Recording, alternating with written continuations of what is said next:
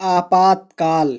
प्रश्न 1 है, भारत का राष्ट्रपति आपातकाल की घोषणा कैबिनेट की लिखित सलाह पर कर सकता है। यह व्यवस्था जोड़ी गई।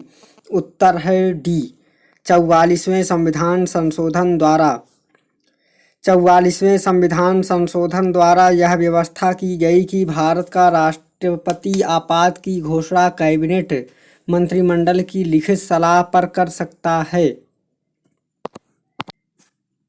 प्रश्न नंबर 2, भारत में आर्थिक आपातकाल कितनी बार लागू किया गया? तो उत्तर है कभी नहीं।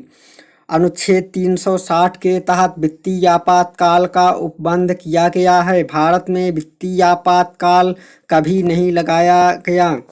प्रश्न नंबर 3 है, भारतीय संविधान के अंतर्गत कितने प्रकार के आपातकाल होते हैं? तो उत्तर है सी, 3 प्रकार के।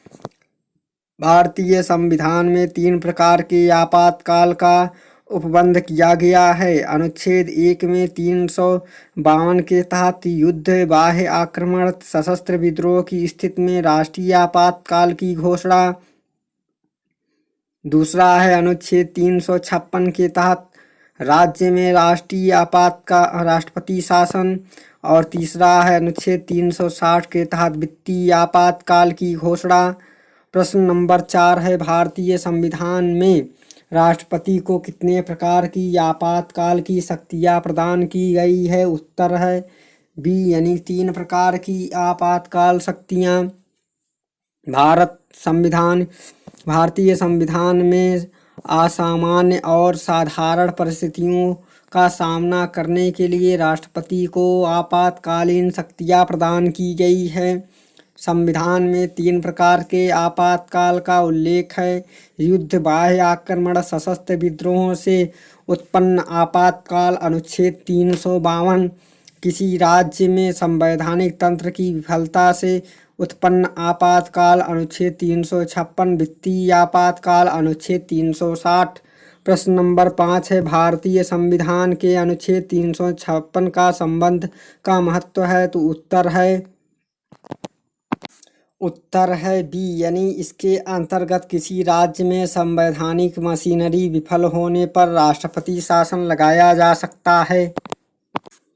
अनुच्छेद 356 यह उपबंधित करता है कि यदि किसी राज्य में राज्यपाल से प्रतिवेदन मिलने पर यह अन्यथा राष्ट्रपति को समाधान हो जाए कि ऐसा स्थिति उत्पन्न हो गई है जिससे में उस राज्य का शासन संविधान के उपबंधों के अनुसार नहीं चलाया जा रहा, तो राष्ट्रपति उद्घोषणा द्वारा उस राज्य में राष्ट्रपति शासन लगा सकता है। अनुच्छेद 356 में प्रयुक्त राज्य का शासन संविधान के उपबंधों के अनुसार नहीं चलाया जा सकता पदावधि बहुत व्यापक अर्थ रखती है। किसी राज्य में संवैधानिक तंत्र विफल हो गया है अथवा नहीं, इसका निर्णय राष्ट्रपति स्वयं का निर्णय नहीं होता बल्कि मंत्रिमंडल का निर्णय होता है।